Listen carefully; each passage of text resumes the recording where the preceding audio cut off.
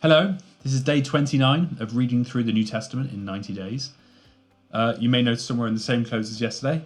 That's because I'm filming this straight after I did the last one, because it was only 2 chapters, and I thought, no, I can do more. We'll start getting a bit ahead there. So yeah, I made a mistake yesterday. It wasn't the last chapter of John. There's 4 more chapters, and we're doing 2 of them today, and we'll do 2 tomorrow. So here we go. We're going to jump straight back in from John chapter 18, I believe. Yep, here we go.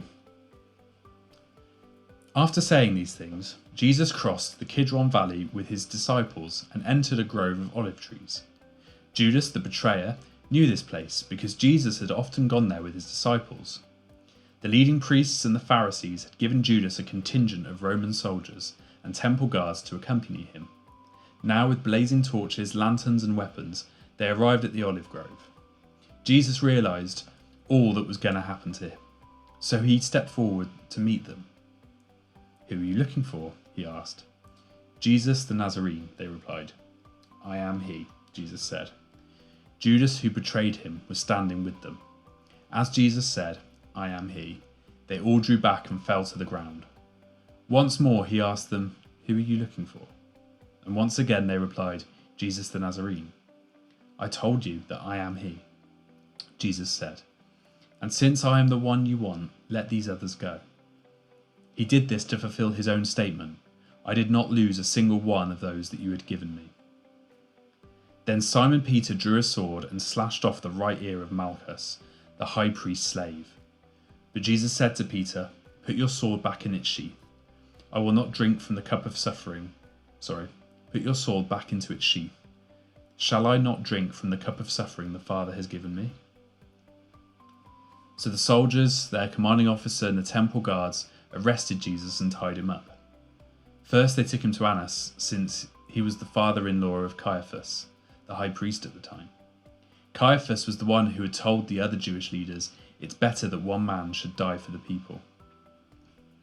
Simon Peter followed Jesus, as did another of the disciples. That other disciple was acquainted with the high priest, so he was allowed to enter the high priest's courtyard with Jesus. Peter had to stay outside the gate. Then the disciple who knew the high priest spoke to the woman watching at the gate, and she let Peter in. The woman asked Peter, "You're not one of that man's disciples, are you?" "No," he said, "I'm not." Because it was cold, the household servants and the guards had made a charcoal fire. They stood around it, warming themselves, and Peter stood with them, warming himself. Inside, the high priest began asking Jesus about his followers and what he had been teaching them. Jesus replied, "Everyone knows what I teach. I have preached regularly in the synagogues and the temple, where the people gather. I have not spoken in secret. Why are you asking me this question? Ask those who heard me. They know what I said." Then one of the temple guards standing nearby slapped Jesus across the face. "Is that the way to answer the high priest?" he demanded. Jesus replied, "If I said anything wrong, you must prove it. But if I am speaking the truth, why are you beating me?" Then Annas bound Jesus and sent him to Caiaphas, the high priest. Meanwhile, as Simon Peter was standing by the fire warming himself, they asked him again, "You're not one of his disciples, are you?" He denied it, saying, "No, I am not." But one of the household slaves of the high priest, a relative of the man whose ear Peter had cut off, asked, "Didn't I see you out there in the olive grove with Jesus?" Again, Peter denied it, and immediately a rooster crowed. Jesus' trial before Caiaphas ended in the early hours of the morning. Then he was taken to the headquarters of the Roman governor. His accusers didn't go inside because it would defile them, and they wouldn't be allowed to celebrate the Passover. So Pilate, the governor, went out to them and asked, "What is your charge against this man?" "We wouldn't have handed him over to you if he weren't a criminal," they retorted. "Then take him away and judge him by your own law," Pilate told them. "Only the Romans are permitted to execute someone," the Jewish leaders replied. This fulfilled Jesus' prediction about the way he would die. Then Pilate went back into his headquarters and called for Jesus to be brought to him. "Are you the king of the Jews?" he asked him. Jesus replied, "Is this your own question, or did others tell you about me?" "Am I a Jew?" Pilate retorted. Your own people and their leading priests brought you to me for a trial. Why? What have you done?" Jesus answered, "My kingdom is not an earthly kingdom.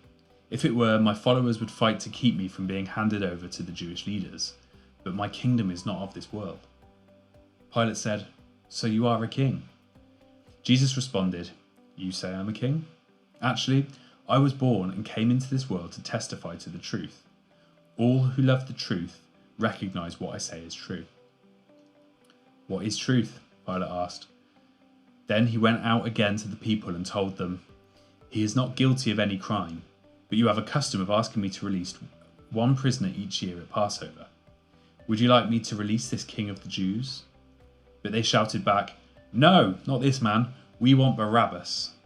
Barabbas was a revolutionary.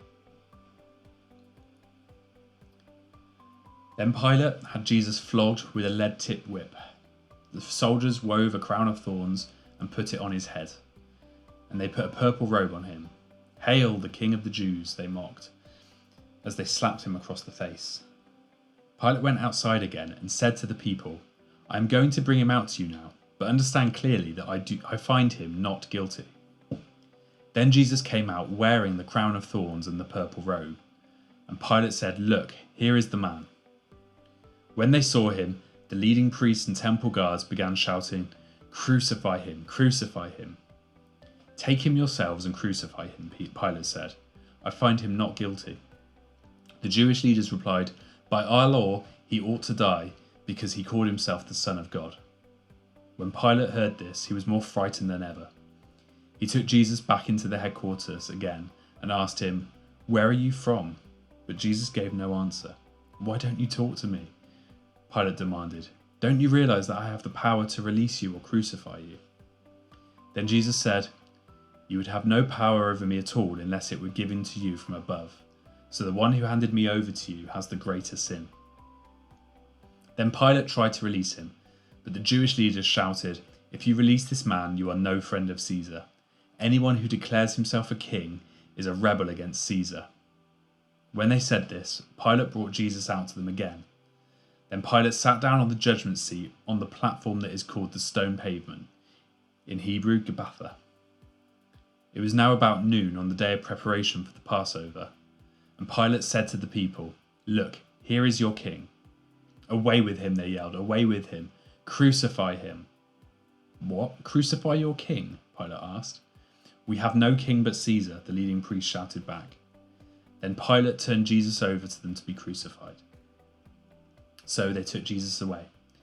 Carrying the cross by himself, he went to the place called Place of the Skull, in Hebrew Golgotha. There they nailed him to the cross. 2 others were crucified with him, one on either side, with Jesus between them. And Pilate posted a sign on the cross that read, "Jesus of Nazareth, the King of the Jews." The place where Jesus was crucified was near the city, and the sign was written in Hebrew, Latin, and Greek, so that many people could read it. Then the leading priests objected and said to Pilate, "Change it from 'the King of the Jews' to 'He said, I am the King of the Jews.'" Pilate replied, "No, I have written what I have written." When the soldiers had crucified Jesus, they divided his clothes among the 4 of them. They also took his robe, but it was seamless, woven from one piece from top to bottom. So they said, "Rather than tearing it apart, let's throw dice for it." This fulfilled the scripture that said, "They divided my garments among them and threw dice for my clothing." So that is what they did. Standing near the cross were Jesus' mother and his mother's sister Mary, the wife of Clopas, and Mary Magdalene. When Jesus saw his mother standing there beside the disciple he loved, he said to her, "Dear woman, here is your son." And he said to this disciple, "Here is your mother." And from then on, this disciple took her into his home. Jesus knew that his mission was now finished, and to fulfill scripture, he said, "I am thirsty." A jar of sour wine was sitting there, so they soaked a sponge in it, put it on a hyssop branch, held it up to his lips. When Jesus had tasted it, he said, "It is finished." Then he bowed his head and gave up his spirit. It was the day of preparation, and the Jewish leaders didn't want the bodies hanging there the next day. which was the Sabbath, and a very special Sabbath because it was a Passover week. So they asked Pilate to hasten their deaths by ordering that their legs be broken. Then their bodies could be taken down. So the soldiers came and broke the legs of the two men crucified with Jesus. But when they came to Jesus, they saw that he was already dead, so they didn't break his legs.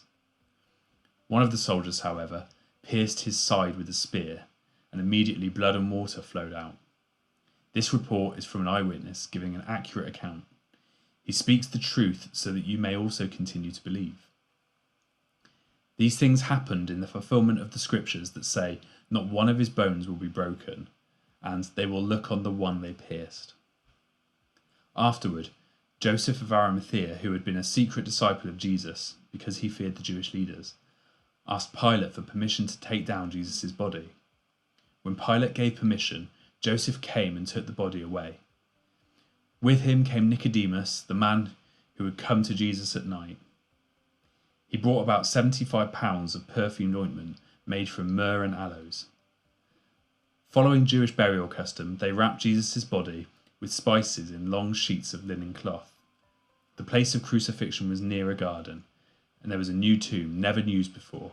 And so, because it was the day of preparation for the Jewish Passover, and since the tomb was close at hand, they laid Jesus there. Wow. There we go, day 29. So tomorrow, we finish the book of John and start a new week. So I hope you have a good rest of your Sunday, and I'll see you soon. So take care.